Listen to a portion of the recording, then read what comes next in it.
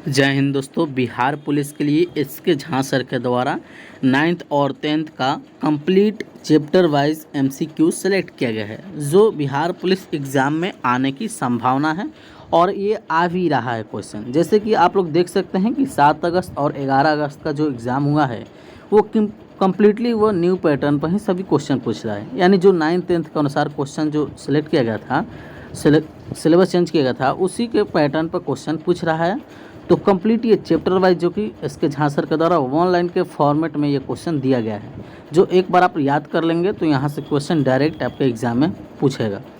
तो इससे पहले हम क्लास 9th और 10th का कंप्लीट साइंस का वीडियो डाल चुके हैं। 9th का जो कि 1 घंटा का वीडियो होगा और क्लास 10th का वो भी 1 घंटा का वीडियो, 2 घंटा का वीडियो बना चुके हैं। प्लेलिस्ट में मिल जाएगा, ऑलरेडी प्लेलिस्ट बना दिया गया है, उसको देख लीजिएगा। वहाँ से 9th 10th का कंप्लीट साइंस चैप्टर वाइज ख़त्म हो जाएगा। इस वीडियो में हम लोग देखने वाले हैं क्लास 9th का हिस्ट्री देखेंगे और अगले वीडियो में हम लोग देखेंगे क्लास 10th का हिस्ट्री, और क्लास 9th का ज्योग्राफी भी डाल चुके हैं और क्लास 10th का ज्योग्राफी बाकी है अभी। तो इस कंप्लीट वीडियो को देख लीजिएगा। और इससे पहले हम एक मैराथन डाल चुके हैं जो इसके झा सर के द्वारा 1600 प्रश्न का महासंग्राम लाया गया था। वो एक बार अगर देख लेंगे तो वहाँ से क्वेश्चन आप लोग का छूटेगा नहीं। बहुत ही मैराथन कराए हैं, जैसे कि खान सर का जो टोनिक बैच है उसमें 700 प्रश्न हैं। उसके बाद जो Pradeep sir Bihar police express batch चलाया गया था 1111 प्रश्न का, वो भी कम्प्लीटली न्यू पैटर्न पर ही था। तो मैराथन को देख लीजिए और ये क्वेश्चन देख लीजिए, और जो ज्ञान बिंदु का न्यू सेट चला रहे हैं उसको देखिए। जितने भी स्टूडेंट को 18, 21, 25, 28 को एग्ज़ाम है वो कंप्लीट 9th 10th के सिलेबस के अनुसार ही आप लोग क्वेश्चन रिपीट कीजिए, ज़्यादा से ज़्यादा रिवीजन कीजिए। अब नई चीज़ पढ़ने की कोई ज़रूरत नहीं है, केवल आप लोग रिवीजन कीजिए। जितने भी 9th 10th का क्वेश्चन है कंप्लीट आप लोग रिवीजन कर दीजिए। चलिए इसमें हम लोग देख लेते हैं, और सभी ऑनलाइनर है, आप लोग एक बार देखेंगे तो याद हो जाएगा। कंप्लीट 1-2 बार वीडियो देखिएगा, आप लोग का याद हो जाएगा क्वेश्चन। और इससे पहले वाला वीडियो जरूर देख लीजिएगा, 9th और 10th का कंप्लीट साइंस करा चुके हैं, उसका प्लेलिस्ट ऑलरेडी बना दिए गए हैं, वहाँ से आप लोग देख लीजिएगा। चलिए इसको क्वेश्चन में देख लेते हैं, और मैराथन का भी प्लेलिस्ट बना दिए हैं, उसको भी देख लीजिएगा। इसमें देखिए क्या कह रहा है, भौगोलिक खोजो। भौगोलिक खोजे से देखिए क्वेश्चन बहुत सारे हैं।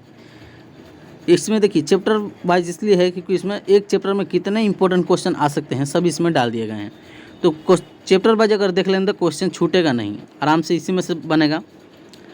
तो चलिए इसमें देखिए पहला क्वेश्चन क्या कह रहा है कि मार्को पोलो कहाँ का यात्री था। बताइए कहाँ का यात्री था। तो यह था, याद रखिएगा, इटली का। कहाँ का था? इटली का, ध्यान रखिएगा। ये कंप्लीट डायरेक्ट क्वेश्चन पूछेगा, याद रखिएगा। चलिए अगला क्वेश्चन देखिए, कह रहा है कि यूरोप वासियों ने कपास का ज्ञान किनसे सीखा था। तो यह अरबों से सीखा था। किससे? अरबों से, ध्यान रखिएगा। और भारत में फ्रांसीसियों का आगमन कब हुआ था। तो यह हुआ था 1664 में। कब हुआ था? 1664 में, ध्यान रखिएगा। चलिए अगला क्वेश्चन है कि विश्व का चक्कर किस यात्री ने सर्वप्रथम लगाया था। तो यह लगाया था, ध्यान रखिएगा, मैगलन ने। किसने लगाया था? मैगलन। चलिए नेक्स्ट है कि रेड इंडियन कहाँ के निवासी हैं। यह निवासी है अमेरिका का। कहाँ के है?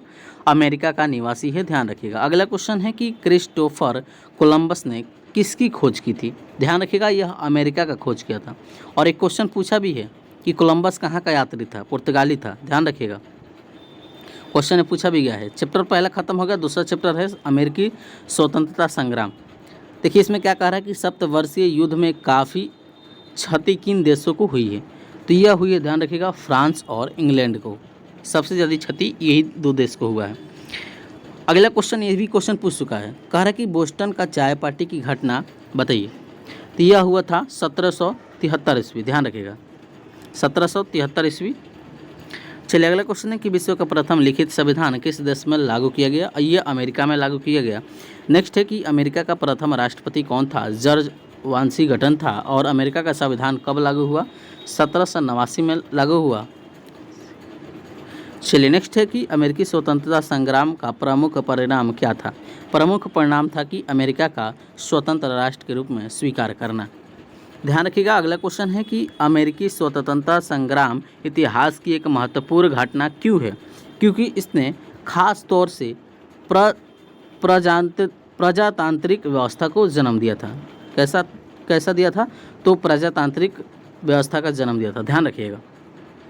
चलिए अगला क्वेश्चन है कि सप्तवर्षीय युद्ध किसके बीच लड़ा गया था। यह लड़ा गया था इंग्लैंड और फ्रांस के बीच।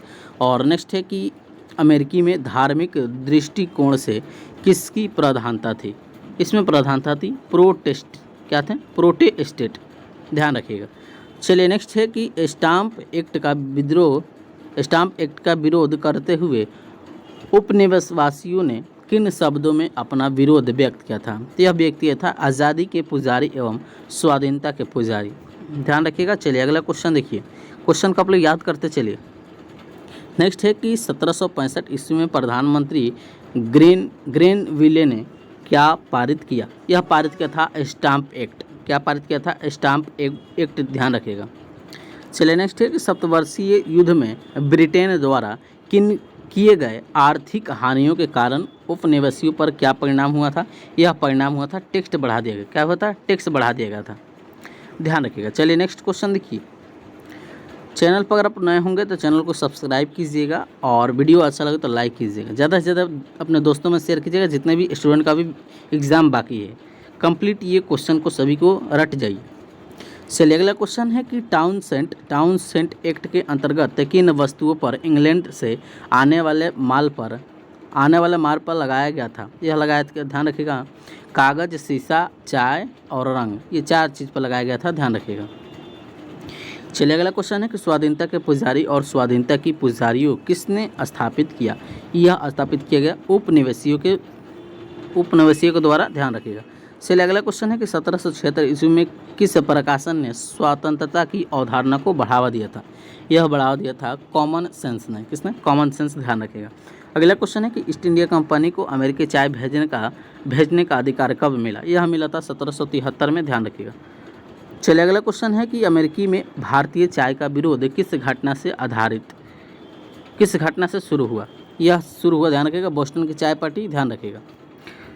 बोस्टन की चाय पार्टी कब होता है? 1773, ये भी याद रखिएगा। चलिए अगला क्वेश्चन है कि जनता को धार्मिक एवं अन्य करण की स्वतंत्रता किस संविधान के माध्यम से मिली है। यह मिली है अमेरिकी संविधान से।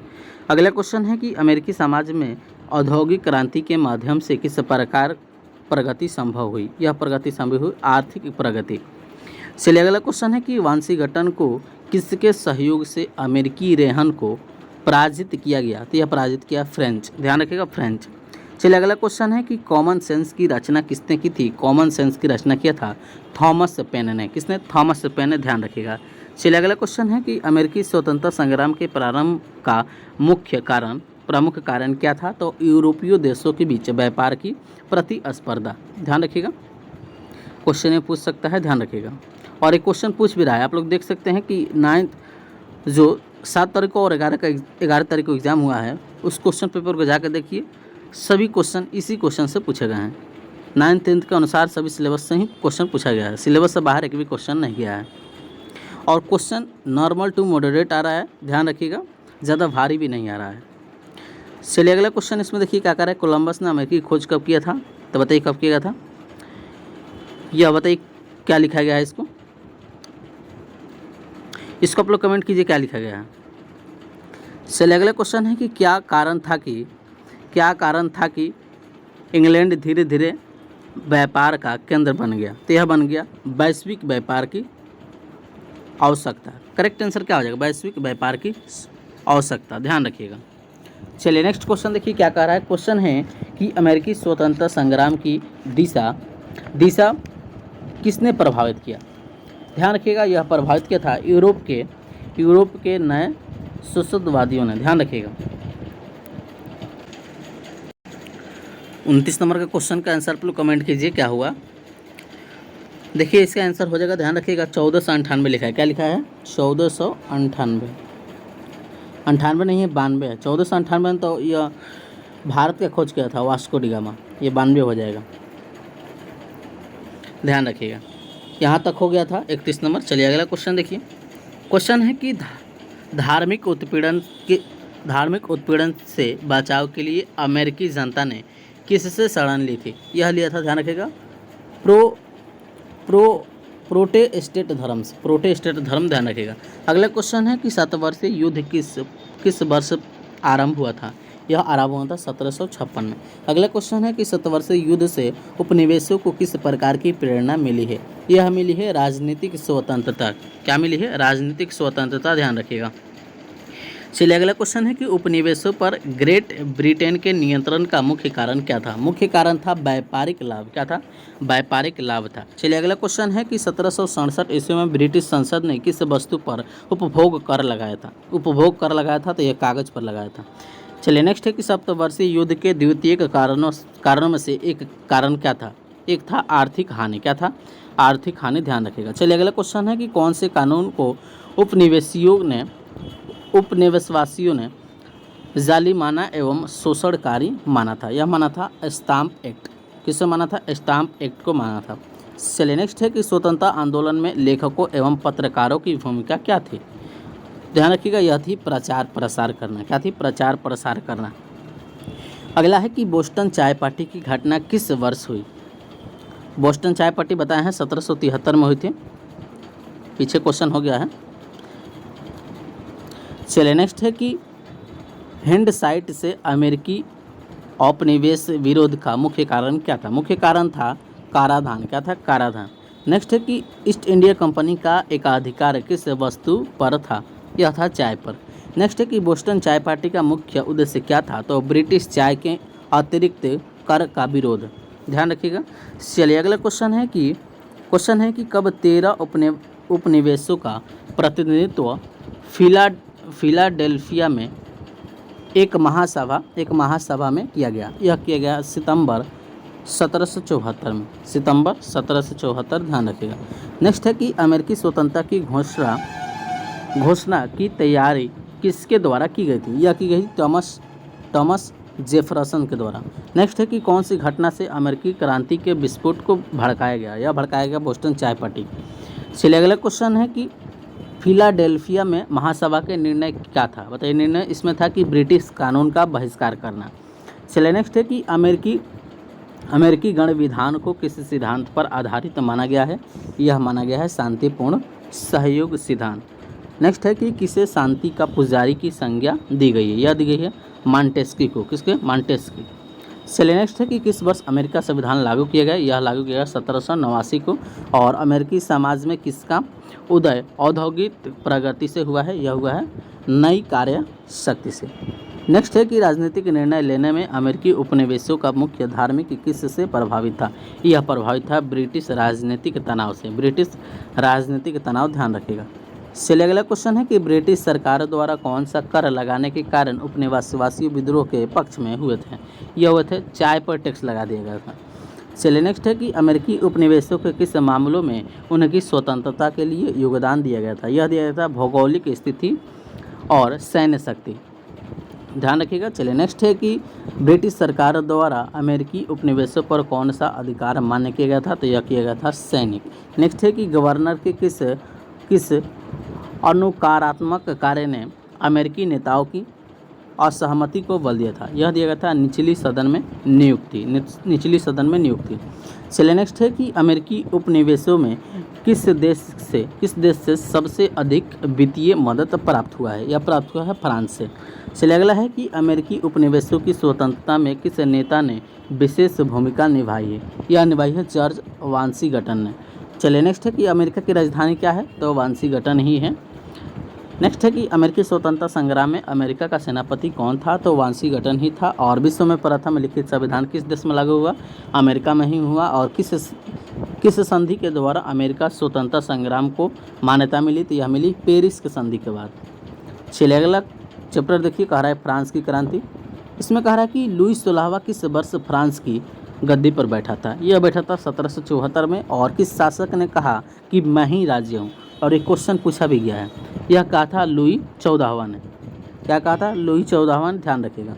और गौरवपूर्ण क्रांति की घटना इंग्लैंड में कब घटी? तो यह 1688 में। और इंग्लैंड में संसदीय सुधार अधिनियम कब पारित हुआ? तो यह पारित हुआ 1832 में।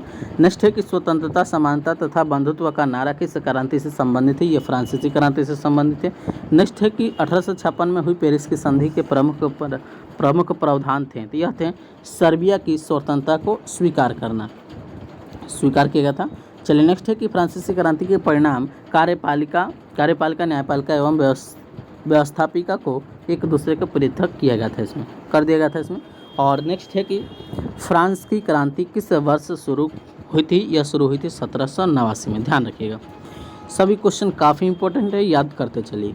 नेक्स्ट है कि फ्रांस की राजनीतिक व्यवस्था में किस राजा के शासनकाल में शिखर पर पहुंचा था? तो लुई 14वां के समय, ध्यान रखिएगा। चलिए अगला क्वेश्चन है कि लुई 16वां के समय में राजा को किन सफाई वर्गों का समर्थक नहीं मिला? तो यह नहीं मिला है फ्यूडल्स लॉर्ड्स को, ध्यान रखिएगा। चलिए अगला है फ्रांस में पार्ले में नामक संस्था का क्या उद्देश्य था? तो यह न्याय के रूप में कार्य करना।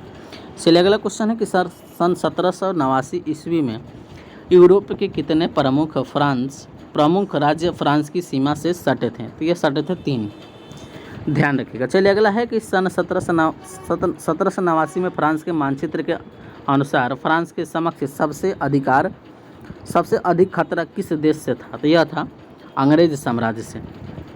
चलिए अगला है कि फ्रांस की सामाजिक स्थिति को भंग करने में किसने सहारा लिया? यह सहारा लिया सेना के। अगला है कि लेटर डी कैचेट का तात्पर्य किससे है? तो व्यक्तियों के गिरफ्तार करना से। अगला है कि फ्रांस की मध्ययुगीन क्रांति किस वर्ग के लोगों द्वारा प्रभावित हुई है? यह शिक्षित वर्ग से। चलिए नेक्स्ट है कि फ्रांसीसी क्रांति को कौन सा वर्ग प्रेरित किया गया? या प्रेरित किया गया शिक्षित वर्ग से। नेक्स्ट है कि रूसो की पुस्तक सामाजिक अनुबंध में किसके विषय में चर्चा की गई है? यह चर्चा की गई राज्य व्यवस्था और जन इच्छा की चर्चा की गई है। चलिए नेक्स्ट है कि अमेरिका स्वतंत्रता संग्राम का क्या परिणाम हुआ था? तो इसमें परिणाम था कि गणतांत्रिक शासन का स्थापना करना। अगला क्वेश्चन है कि अंग्रेज की गौरवमयी क्रांति किस वर्ष हुई? तो 1688 में। नेक्स्ट है कि लुई 16वां ने 1789 में किस सभा की बैठक बुलाई थी? तो स्टेट जनरल का ध्यान रखिएगा। चलिए अगला क्वेश्चन है कि 20 जून को जब सभी प्रतिनिधियों को प्रवेश निषेध किया गया तब उन्होंने किस स्थान पर एकत्रित होकर शपथ ली? तो टेनिस कोर्ट में, किसमें? टेनिस कोर्ट, ध्यान रखिएगा। अगला क्वेश्चन है कि बेस्टिल दुर्ग को क्यों गिराया गया था? यह गिराया गया था क्रांतिकारियों द्वारा निरंकुश शासन का प्रतीक समझा गया था इनको। और नेक्स्ट है कि बेस्टिल का पतन कब माना गया? यह हो गया, ध्यान रखिएगा, 14 जुलाई को। अगला है कि किस तारीख को लुई 16वां को मृत्यु दंड दिया गया था? यह दिया गया था 21 जनवरी 1793 को, 21 जनवरी 1793, ध्यान रखिएगा। चलिए अगला क्वेश्चन है कि फ्रांस की क्रांति का परिणाम स्वरूप किस प्रकार की व्यवस्था लागू हुई थी? तो यह लागू हुई थी दास प्रथा का उन्मूलन। नेक्स्ट है कि रूसो किस सिद्धांत का समर्थक था? तो जनता की इच्छा का, ध्यान रखिएगा। चलिए अगला क्वेश्चन है कि फ्रांस की क्रांति का प्रमुख कारण क्या था? तो राजा लुई 16वां, ध्यान रखिएगा, राजा लुई 16वां और निरंकुश राजशाही से आम लोगों का असंतोष होना। चलिए अगला क्वेश्चन है कि फ्रांस की क्रांति ने किन नए विचारों पर प्रसार किया था? तो स्वतंत्रता, समानता और बंधुत्व के नारे पर प्रसार किया गया था। अगला क्वेश्चन है कि फ्रांस की क्रांति के परिणाम स्वरूप किस प्रकार की सामाजिक व्यवस्था का अंत हुआ था? यह अंत हुआ था शोषणकर्ता वर्ग, ध्यान रखिएगा।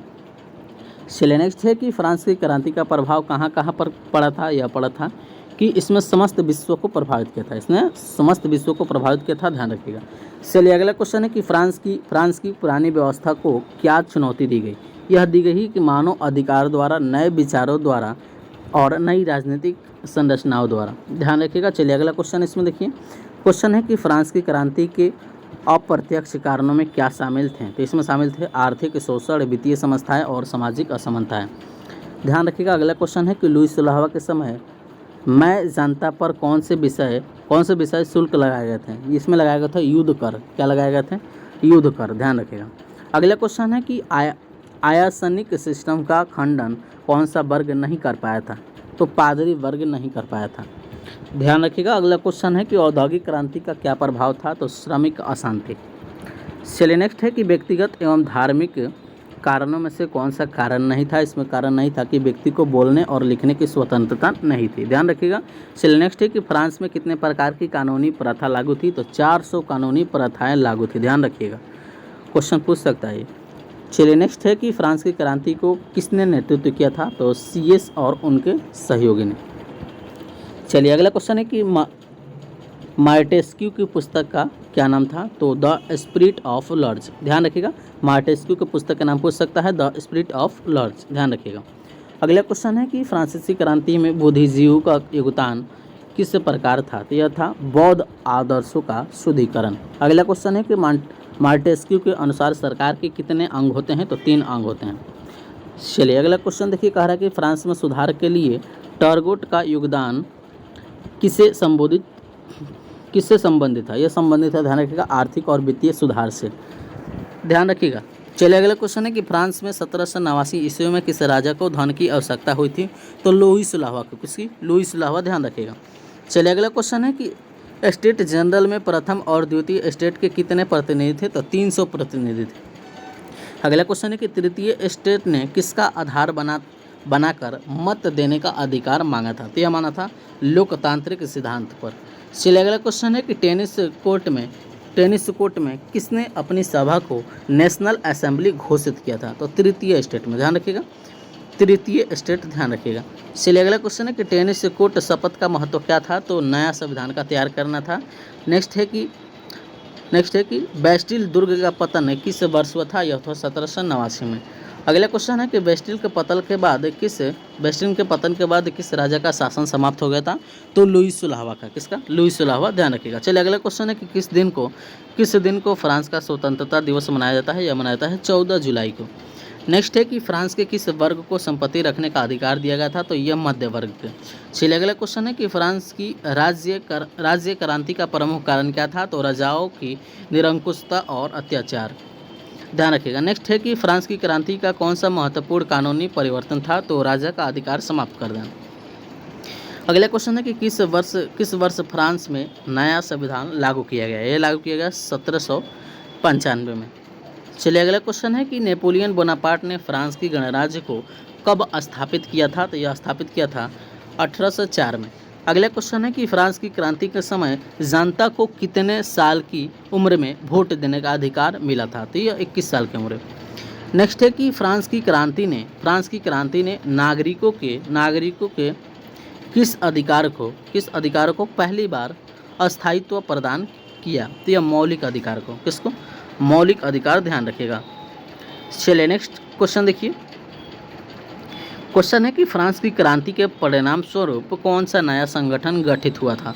तो राष्ट्रीय सम्मेलन। कौन सा गठन था? राष्ट्रीय सम्मेलन, ध्यान रखिएगा। अगला क्वेश्चन है कि फ्रांस की क्रांति का किस प्रत्यक्ष व्यापारिक प्रभाव पड़ा था? यह पड़ा था इंग्लैंड को। चलिए अगला है कि बस्तर प्रथा का किस वर्ष में उन्मूलन किया गया था? तो यह 1794 में। चलिए अगला क्वेश्चन है कि फ्रांस की क्रांति के दौरान किस संगठन का गठन महिलाओं ने किया था? तो society of revolutionary and Republic women's, ध्यान रखिएगा। चलिए अगला क्वेश्चन है कि फ्रांस की क्रांति का प्रभाव केवल फ्रांस पर ही नहीं बल्कि किस अन्य देश पर भी पड़ा? तो यह पड़ा इटली में, ध्यान रखिएगा। चलिए अगला क्वेश्चन है कि 1789 ईस्वी में नेशनल असेंबली का गठन किसने किया था? तो यह किया था मध्य वर्ग द्वारा। किसके द्वारा? मध्य वर्ग के द्वारा। अगला है कि वोल्टेयर क्या था? वोल्टेयर जो कि एक लेखक था। क्या था? लेखक। चलिए अगला क्वेश्चन है कि फ्रांस की क्रांति के परिणामों का उल्लेख करें, यानी इसने फ्रांस में राजशाही को समाप्त कर दिया और लोकतंत्र की स्थापना कर दिया था। ये भी चैप्टर खत्म हो गया। अगला चैप्टर है विश्व युद्धों का इतिहास। क्वेश्चन है कि रूस जापान युद्ध कब हुआ था? रूस और जापान में युद्ध कब हुआ था? 1905 में हुआ था। त्रिगुट सम्मेलन कब हुआ था? यह हुआ था 1882 में। उसके बाद है कि वायसराय की संधि में कुल कितने देश निर्णायक भूमिका निभा रहे थे? तो 3 देश। अगला है कि किस वर्ष विश्वव्यापी आर्थिक मंदी आई थी? तो यह 1929 में आई थी। नेक्स्ट है कि पर्ल हार्बर कहाँ स्थित है? अमेरिका में स्थित है। अगला है कि प्रथम विश्व युद्ध जो कि 1914 से 1918 का प्रारंभ किस वर्ष में हुआ था? तो यह 1914 में ही हुआ था। चलिए ध्यान रखिएगा। अगला क्वेश्चन है कि औद्योगिक क्रांति के बाद किस क्षेत्र में व्यापार विस्तार हुआ था? यह हुआ था कृषि क्षेत्र, उद्योग और व्यापार में। चलिए ध्यान रखिएगा। अगला क्वेश्चन है कि जर्मनी और इटली का औपनिवेशिक प्रक्षेत्र प्राप्त करने का प्रयास किस कारण से असफल रहा था? यह रहा था समाजवादियों की चुनौती। अगला क्वेश्चन है कि उपनिवेशों की निर्माण प्रक्रिया किस कारण से रुकी हुई थी? तो उपनिवेशवासियों की आपसी संघ, ध्यान रखिएगा। अगला क्वेश्चन है कि अगला क्वेश्चन है कि सर्वलन आंदोलन का मुख्य उद्देश्य क्या था। मुख्य उद्देश्य था कि सर्वलन संप्रदाय की स्वतंत्रता। चलिए अगला क्वेश्चन देखिए। क्वेश्चन है कि प्रथम विश्व युद्ध से पहले यूरोप में कौन सी प्रक्रिया प्रचलित हो रही थी। तो इसमें गुट निर्माण का। अगला क्वेश्चन है कि फ्रांस ने मोरक्को का अधिकार किस वर्ष में प्राप्त किया था। तो 1911 में। नेक्स्ट है कि त्रिगुट यानी ट्रिपल अलायंस का विरोध किन देशों ने किया था। फ्रांस और रूस ने किया था। चलिए अगला क्वेश्चन है कि जापान ने जर्मनी के खिलाफ युद्ध में शामिल होने का कारण क्या था। कारण यही था कि संवैधानिक संधि हुआ था उस समय। और नेक्स्ट क्वेश्चन है कि किस नेता ने रूस की अंतरिम सरकार की सत्ता को संभाला था। लेनिन ने संभाला था, ध्यान रखिएगा। अगला क्वेश्चन है कि रूस ने किस वर्ष में युद्ध से खुद को पूरी तरह अलग कर दिया था। तो ध्यान रखिएगा 1918 ध्यान रखिएगा। चलिए अगला क्वेश्चन है कि अमेरिका ने कब जर्मनी के विरुद्ध युद्ध की घोषणा की थी। यह की थी, ध्यान रखिएगा 6 अप्रैल 1917 को। 6 अप्रैल 1917 ध्यान रखिएगा। चलिए अगला क्वेश्चन है कि फ्रांस और रूस के नियमित क्षेत्र को कौन सा नियम दिया गया था। इसमें दिया गया था मंडेट। क्या दिया था? मंडेट, ध्यान रखिएगा। चलिए अगला क्वेश्चन है कि वर्साय का संधि मुख्य उद्देश्य क्या था। इसका मुख्य उद्देश्य यही था कि पराजित राष्ट्रों को नियंत्रण में रखना। चलिए अगला क्वेश्चन है कि जापान में कौन सा क्षेत्र अपने नियंत्रण में लिया था। तो मानचूरिया का। किसका? मानचूरिया, ध्यान रखिएगा। अगला क्वेश्चन है कि हिटलर और सैन्य अधिकारी दोनों ग्रुड की किन समानताओं को पहचाने थे। ध्यान रखिएगा राष्ट्र प्रशासनवादी और राष्ट्रवादी को। चलिए अगला क्वेश्चन है कि ग्रुड की नीति का उद्देश्य क्या था। यह था कि शांति और शांति को प्रभावित करना।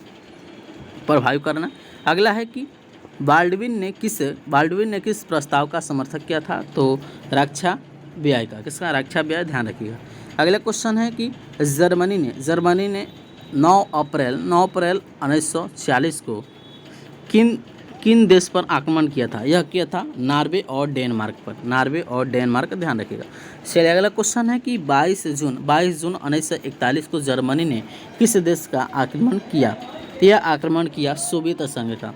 नेक्स्ट है कि जर्मनी ने 1 सितंबर 1939 को किस देश पर आक्रमण करके द्वितीय विश्व युद्ध की शुरुआत कर दिया। तो पोलैंड पर आक्रमण करके, ध्यान रखिएगा। चलिए अगला क्वेश्चन है कि फिनलैंड और सोवियत संघ के बीच अक्टूबर से मार्च 1940 तक क्या विवाद हुआ था। इसमें विवाद हुआ था सोवियत संघ ने फिनलैंड पर आक्रमण कर दिया था, ध्यान रखिएगा। सोवियत संघ ने जो कि फिनलैंड पर क्या किया था, आक्रमण कर दिया था। चलिए अगला क्वेश्चन देखिए। क्वेश्चन है कि जर्मनी सेना का स्टालिनग्राड के निकट पराजित के बाद किधर प्रसार हुआ था। यह प्रसार हुआ था पश्चिम की ओर में। चलिए अगला क्वेश्चन है कि जापान द्वारा पर्ल हार्बर पर कब हमला किया गया। तो 7 दिसंबर 1941 को। नेक्स्ट है कि जापान ने द्वितीय विश्व युद्ध में आत्मसमर्पण कब किया था। 2 सितंबर 1945 को। अगला क्वेश्चन है कि द्वितीय विश्व युद्ध के बाद निरस्त्रीकरण और संयुक्त राष्ट्र संघ की स्थापना के नियोजन के लिए किसका सहयोग लिया गया। तो अमेरिका का। चलिए अगला क्वेश्चन है कि विश्व में गुटों का निर्माण किस युद्ध के बाद हुआ। तो यह हुआ द्वितीय विश्व युद्ध के बाद, ध्यान रखिएगा। अगला क्वेश्चन है कि प्रथम विश्व युद्ध में कौन से कारक थे। तो इसमें कारक थे, ध्यान रखिएगा, उपनिवेशवाद, ध्यान रखिएगा। अगला क्वेश्चन है कि प्रथम विश्व युद्ध में जर्मनी का क्या उद्देश्य था। तो औद्योगिक और आर्थिक प्रभुत्व। चलिए अगला क्वेश्चन है कि प्रथम विश्व युद्ध के दौरान अफ्रीका और एशिया के अधिकांश हिस्से किसके अधीन थे। यह थे समाजवादी, ध्यान रखिएगा, साम्राज्यवादी देश में। अगला क्वेश्चन है कि प्रथम विश्व युद्ध के समय जर्मनी ने उपनिवेशों के निर्माण कौन से नीति अपनाई थी। तो यह सैनिक दबाव से नियंत्रण, ध्यान रखिएगा। चलिए अगला क्वेश्चन देखिए। क्वेश्चन है कि रूस जापान युद्ध में जापान ने विजयी होकर किस राष्ट्र को अपनी ताकत का एहसास कराया था। तो रूस को। चलिए नेक्स्ट है कि चांसलर बिस्मार्क को किसका माना जाता है। यह माना जाता है जर्मनी का एकता का निर्माता, ध्यान रखिएगा, जर्मनी की एकता का निर्माता माना जाता है। चलिए अगला क्वेश्चन है कि त्रिगुट यानी ट्रिपल अलायंस की स्थापना किस वर्ष हुई? यह हुई थी, ध्यान रखिएगा, 1882 में। अगला क्वेश्चन है कि रूसों ने 1904 में किस पर अपना अधिकार जमा लिया था? यह जमा लिया था तुर्की पर। चलिए अगला क्वेश्चन है कि किस घटना ने जर्मनी को युद्ध की घोषणा करने के लिए प्रेरित किया? यह प्रेरित किया रूस की सफाकत को। अगला क्वेश्चन है कि जर्मनी ने फ्रांस के खिलाफ युद्ध की घोषणा कब की? तो यह की थी 3 अगस्त 1914 को, 3 अगस्त 1914, ध्यान रखिएगा। अगला क्वेश्चन है कि 1917 में घटित एक महत्वपूर्ण घटना का क्या परिणाम हुआ था? तो रूस का हटाना। किसका? रूस का हटाना, ध्यान रखिएगा। अगला क्वेश्चन है कि किस संधि के तहत रूस युद्ध से अलग हो गया और ब्रेस्ट लिटोवस्क संधि हुआ? ध्यान रखिएगा। चलिए अगला क्वेश्चन देखिए। क्वेश्चन है कि किसके खिलाफ जर्मनी ने तुर्की को युद्ध में शामिल किया? यह रूस के खिलाफ। अगला क्वेश्चन है कि रूस के युद्ध से हट जाने के बाद किस देश की जनता ने युद्ध के खिलाफ आवाज़ उठानी शुरू कर दी? तो जर्मनी के खिलाफ। चलिए अगला है कि 6 अप्रैल 1917 को अमेरिका ने किस देश के विरुद्ध युद्ध की घोषणा कर दी? यह कर दी जर्मनी के बीच, ध्यान रखिएगा। चलिए अगला है कि किस योजना के तहत अमेरिका 1918 में युद्ध में शामिल हो गया था? तो विल्सन के समय, ध्यान रखिएगा। अगला है कि मित्र देशों में शांति प्रक्रिया का नेतृत्व किसने किया था? तो वुडरो विल्सन ने। कितने? Woodrow Wilson. चलिए अगला है कि वायसराय का संधि पर हस्ताक्षर कब हुए थे? तो 28 जून 1919 को, 28 जून 1919, ध्यान रखिएगा। अगला क्वेश्चन है कि जर्मनी की कौन सी कॉलोनी को फ्रांस और इंग्लैंड ने आपस में बांट लिया? तो कैमरून, ध्यान रखिएगा। किस नाम? कैमरून इसका राइट आंसर हो जाएगा। चलिए अगला क्वेश्चन क्या कह रहा है कि जर्मनी को किस राशि का भुगतान करना पड़ा? तो 6 अरब 10 करोड़ पाउंड जुर्माना राशि भुगतान करना पड़ा। चलिए अगला क्वेश्चन है कि किस संधि के तहत कितने वर्षों के लिए बेटन डमान के लिए फ्रांस को दिया गया? यह दिया गया है 15 वर्ष के लिए, ध्यान रखिएगा। चलिए अगला क्वेश्चन है कि संधि के तहत जर्मनी को कौन सी वजह से भारी आर्थिक जुर्माना लगाया गया? यह लगाया गया विश्व युद्ध का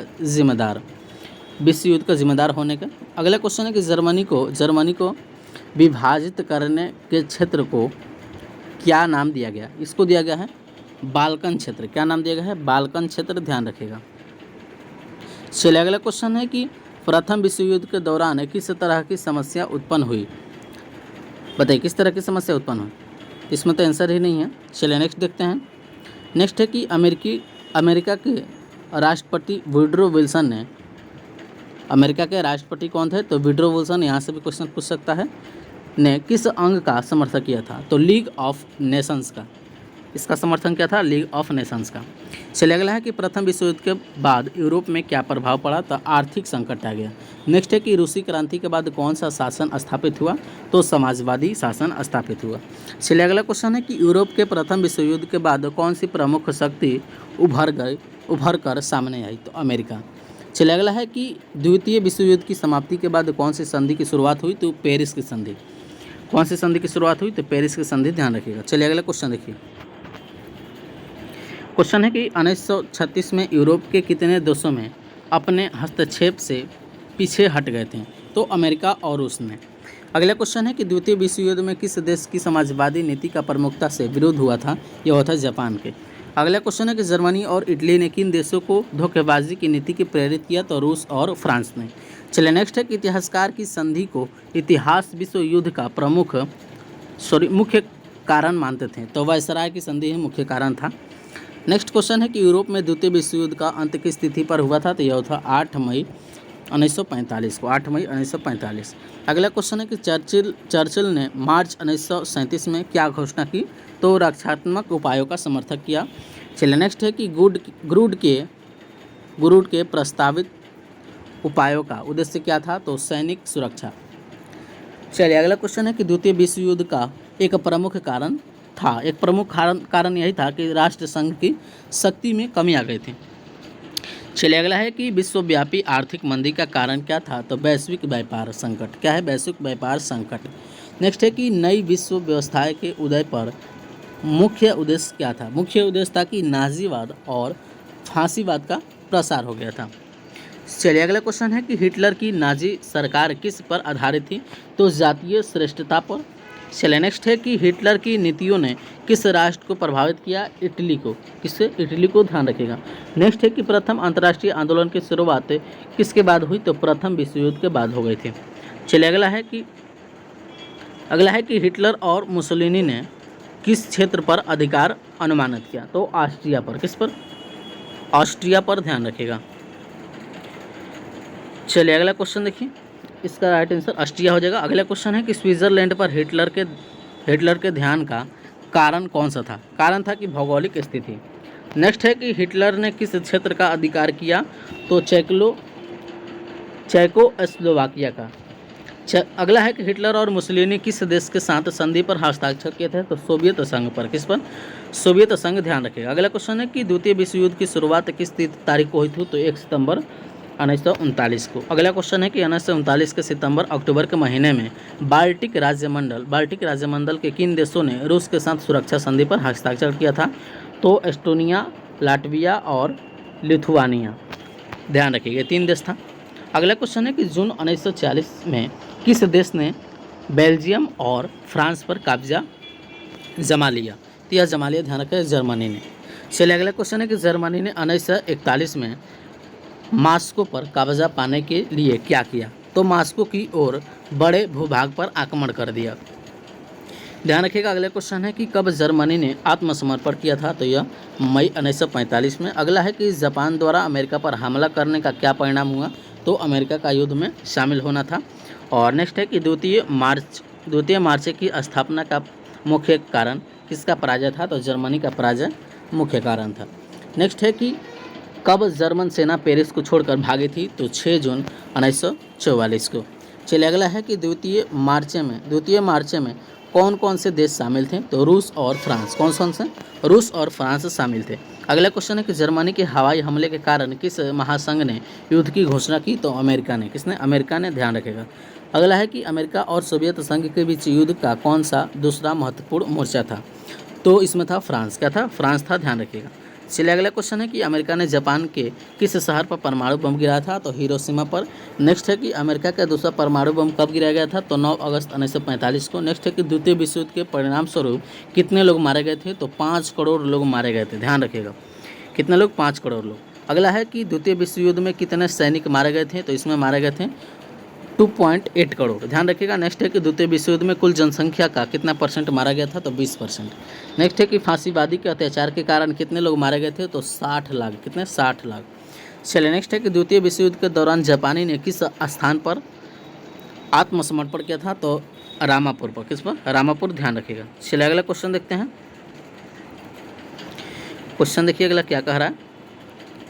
क्वेश्चन है कि इंग्लैंड की शक्ति का ह्रास होने के बाद किन देश की शक्ति ने दुनिया का नेतृत्व किया था? तो अमेरिका के, ध्यान रखिएगा। अगला क्वेश्चन है कि द्वितीय विश्व युद्ध के बाद समाजवाद और साम्यवाद की किस विचारधारा का प्रमुखता से उभरना हुआ? तो साम्यवाद से, ध्यान रखिएगा। अगला क्वेश्चन देखिए, द्वितीय विश्व युद्ध के बाद नवनिवेशवाद का विकास किस प्रकार के देशों के विकास के साथ हुआ? यह हुआ नवीन स्वतंत्र राष्ट्र। चलिए अगला है कि निम्नलिखित में से कौन से देश वायसराय की संधि में शामिल थे? तो फ्रांस, इटली और जापान। कौन कौन से? फ्रांस, इटली, जापान शामिल थे। अगला क्वेश्चन है कि प्रथम विश्व युद्ध के बाद किस संधि पर हस्ताक्षर हुआ? तो वायसराय के संधि पर। अगला क्वेश्चन है कि दूसरे विश्व युद्ध की प्रथम विश्व युद्ध की ही परिणति थी, तो यह कथन किसका था? तो यह कथन था कि जॉर्ज मेनार्ड किन्स का, ध्यान रखिएगा। अगला है कि विल्सन ने किस प्रकार से प्रथम विश्व युद्ध का मार्ग प्रशस्त किया और पहली विश्व शांति प्रस्तावना देकर? कैसे? पहली विश्व शांति प्रस्तावना देकर। अगला क्वेश्चन है कि द्वितीय विश्व युद्ध के कारण क्या थे? तो कारण थे कि प्रथम विश्व युद्ध के बाद होने वाली वायसराय की संधि, कठोर शर्तें यानी आर्थिक मंदी, तुष्टीकरण की नीति, जर्मनी और जापान में सैन्यवाद पर उदय राष्ट्र एवं संघ की विफलता थी। नेक्स्ट है कि द्वितीय विश्व युद्ध के परिणाम का उल्लेख क्या था? तो संयुक्त राष्ट्र का गठन और द्विध्रुव विश्व युद्ध की स्थापना और यूरोप का पुनर्निर्माण और जर्मनी का विभाजन और था परमाणु हथियारों का विकास, ये सभी कारण थे। चलिए अगला है कि प्रथम विश्व युद्ध का तात्कालिक कारण क्या था, तो आर्चड्यूक फ्रांस और फर्डिनेंड की हत्या, ध्यान रखिएगा। चलिए ये भी चैप्टर खत्म है। अगला चैप्टर है नाजीवाद। मुसोलिनी का संबंध किस सदस्य था, यह मुसोलिनी का संबंध था इटली से, ध्यान रखिएगा। और हिटलर का जन्म जर्मनी के किस शहर में हुआ था, वान शहर में। नेक्स्ट है कि मीन कैम्प पुस्तक किसकी थी, तो यह हिटलर का ही था। और नेक्स्ट है कि हिटलर को चांसलर मनोनीत कब किया गया, तो यह 1983 में। नेक्स्ट है कि 1948 में जर्मनी की मुद्रा क्या थी, तो मार्क थी। चलिए अभी चैप्टर खत्म हो गया। अगला चैप्टर है वन्य समाज एवं उपनिवेशवाद। नेक्स्ट है कि भारत की सबसे बड़ी जनजाति भील जनजाति है, ध्यान रखिएगा। भारत की सबसे बड़ी जनजाति भील जनजाति है। चलिए नेक्स्ट कि भारतीय वन अधिनियम कब पारित हुआ, तो ये 1865 में पारित हुआ। और तमाड़ विद्रोह कब हुआ था, तमाड़ विद्रोह हुआ था 1782 में। तमाड़ विद्रोह 1782 में, ध्यान रखिएगा। उसके बाद याद रखिएगा कि कंद विद्रोह किस राज्य से संबंधित है, तो उड़ीसा से। बिरसा मुंडा का जन्म झारखंड के किस गांव में हुआ था, तो यह हुआ था उलीहातू में। कहाँ, उलीहातू में, ध्यान रखिएगा। चलिए अभी चैप्टर खत्म हो गया। अगला चैप्टर है शांति के प्रयास। नेक्स्ट है कि संयुक्त राष्ट्र के कितने अंग थे, 6 अंग थे। और अंतर्राष्ट्रीय श्रम संगठन का मुख्यालय कहाँ, जिनेवा में। कुवैत को इराकी सेना से कब मुक्त कराया गया, 1991 में। सुरक्षा परिषद में कितने देश अस्थायी सदस्य थे, तो 5 सदस्य थे। चलिए नेक्स्ट है कि संयुक्त राष्ट्र संघ की स्थापना कब हुआ, तो 1945 में। कब हुआ, 1945 में। नेक्स्ट है कि वैश्वीकरण का मुख्य उद्देश्य क्या था, तो अंतर्राष्ट्रीय व्यापार। और नेक्स्ट है कि राष्ट्र संघ के सचिवालय का प्रधान कार्यालय कहाँ था, तो जिनेवा में था। और इनमें से कौन सा राष्ट्र संघ का सदस्य नहीं था, तो संयुक्त राष्ट्र अमेरिका नहीं था। नेक्स्ट है कि राष्ट्र संघ की स्थापना का मूल्य उद्देश्य क्या था, तो भविष्य में युद्ध का टालना। नेक्स्ट है कि संयुक्त राष्ट्र संघ की किस सम्मेलन का सर्वोपरि परिणाम था, तो यह था सैन फ्रांसिस्को का। चलिए नेक्स्ट है कि वर्तमान में संयुक्त राष्ट्र संघ के कितने सदस्य हैं, तो 192 कितने, 192। नेक्स्ट है कि संयुक्त राष्ट्र संघ के चार्टर में कितनी धाराएं थी, इसमें धाराएं थे, ध्यान रखिएगा 101 धाराएं हैं। कितने, 101, ध्यान रखिएगा। चलिए नेक्स्ट हम लोग देखते हैं। नेक्स्ट इसमें देखिए कितना क्वेश्चन है, 271 क्वेश्चन है। इस 271 को कंप्लीट देख जाइएगा, एक बार 2 बार जितने बार हो सके आप लोग कंप्लीट इस वीडियो को देख लीजिएगा। इससे पहले साइंस का करा दिए हैं, 9th 10th का कंप्लीट देख लीजिएगा अलग अलग वीडियो में, उसको भी कंप्लीट देख लीजिएगा। और 9th का ज्योग्राफी का भी करा दिए हैं, उसको भी देख लीजिएगा। केवल 10th ज्योग्राफी और 10th हिस्ट्री बच गया है, उसके बाद सभी करा दिए हैं इसका। चलिए नेक्स्ट है कि सुरक्षा परिषद के अस्थायी सदस्यों की संख्या कितनी थी, तो 10 थी। और संयुक्त राष्ट्र संघ का प्रधान अधिकारी क्या कहलाता था, तो महासचिव कहलाता था। नेक्स्ट है कि राष्ट्र संघ की स्थापना कब हुई थी, तो यह 1920 में हुई थी। और नेक्स्ट है कि निम्नलिखित में से कौन सा संयुक्त राष्ट्र की विशेष एजेंसी है, यह थे अंतर्राष्ट्रीय मजदूर संघ। और नेक्स्ट है कि संयुक्त राष्ट्र संघ का मुख्यालय कहाँ स्थित है, न्यूयॉर्क में है। और नेक्स्ट है सुरक्षा परिषद में किसने अस्थायी और अस्थायी सदस्य थे, तो 5 अस्थायी और 10 अस्थायी। चलिए अगला क्वेश्चन है कि संयुक्त राष्ट्र संघ का सबसे प्रमुख अंग कौन सा है, तो महासभा है। अगला है कि देखिए कह रहा है कि संयुक्त राष्ट्र संघ की स्थापना की स्थिति को हुई है, यह बताइए कब हुई थी, यह अक्टूबर में हुई है। देखिए डेट नहीं समझ में आ रहा है क्या हुआ है ये, तो इसको याद रखिएगा। आप लोग कमेंट कीजिएगा तो ये क्या हुआ, तो बताइए इसका क्या हो जाएगा। इसको याद रखिएगा, ये लिखा है 25 अक्टूबर 1945। क्या लिखा गया है, यह लिखा गया है 25 अक्टूबर 1945, ध्यान रखिएगा। यह संयुक्त राष्ट्र संघ की स्थापना तिथि है, ध्यान रखिएगा। नेक्स्ट है कि संयुक्त राष्ट्र संघ के वर्तमान महासचिव कौन है, तो ये अंतोनियो गुतारेस। चलिए ये भी चैप्टर खत्म हो गया। नेक्स्ट चैप्टर लास्ट चैप्टर है ये कि कृषि और खेतीहार समाज, जो कि ये भी चैप्टर है। और नेक्स्ट इसमें क्वेश्चन देखिए कह रहा है कि कृषि की शुरुआत किस काल में हुई थी, नवपाषाण काल में। और रेशेदार फसल कौन सी है, रेशेदार, तो जूट हो जाएगी। और कपास उत्पादन का श्रेय किस सभ्यता की देन है, तो सिंधु घाटी सभ्यता का। और रबी फसल की कब बुआई की जाती है, तो अक्टूबर नवंबर में। नेक्स्ट है कि धान की जलवायु की फसल क्या है, तो समशीतोष्ण जलवायु, ध्यान रखिएगा। 13 कंप्लीट 9th का हिस्ट्री क्या है, कंप्लीट 9th का हिस्ट्री, जो कि ये 1 लाइनर फॉर्मेट में है। और ये एसके झा सर के द्वारा सभी क्वेश्चन सेलेक्ट किया गया है 1 लाइनर के रूप में, जो आने वाले एग्जाम के लिए काफ़ी इंपॉर्टेंट है। आप लोग आप लोग देखिएगा कि 7 अगस्त और 11 अगस्त का जो भी एग्ज़ाम हुआ है उस सभी एग्ज़ाम में 9th 10th के अनुसार ही क्वेश्चन पूछ रहा है। तो कंप्लीट 9th 10th का एनसीईआरटी क्वेश्चन को आप लोग रट जाइए, क्वेश्चन को रट जाइए। इसमें सभी वन लाइनर है और इसमें क्या है तो चैप्टर वाइज है। चैप्टर वाइज आप लोग समझ सकते हैं कि क्वेश्चन जाएगा कहाँ चैप्टर वाइज में से, तो इसमें से क्वेश्चन रहे। तो कंप्लीट इसमें है साइंस और आर्ट्स का कंप्लीट 9th 10th का इसमें क्वेश्चन डाला गया है। तो कंप्लीट हम साइंस के करा दिए हैं, 9th साइंस, उसके बाद 10th साइंस और 9th ज्योग्राफी, उसके बाद ये 9th हिस्ट्री हो गया और 2 बच गया है 10th हिस्ट्री और 10th ज्योग्राफी, उसको भी जल्द ही करा दिया जाएगा। तो इसको कंप्लीट आप लोग देखिए, बार बार रिवीजन कीजिए और जो 3 मैराथन कराए हैं मैराथन को बार बार देखिए और रिवीजन कीजिए। तो चलिए हम लोग नेक्स्ट वीडियो में देखेंगे, नेक्स्ट वीडियो में अगले सब्जेक्ट देखेंगे, क्लास 10th का हिस्ट्री देखेंगे। इससे पहले आप लोग कंप्लीट वीडियो को देख जाइए। चलिए नेक्स्ट वीडियो में मिलते हैं। चैनल पर अगर आप लोग नए होंगे तो चैनल को सब्सक्राइब कीजिएगा और वीडियो अच्छा लगे तो वीडियो को लाइक कीजिएगा, ज़्यादा से ज़्यादा अपने दोस्तों में शेयर कीजिएगा ताकि और भी स्टूडेंट इस वीडियो का लाभ उठा सके। तो चलिए नेक्स्ट वीडियो में मिलते हैं, तब तक के लिए जय हिंद, जय भारत।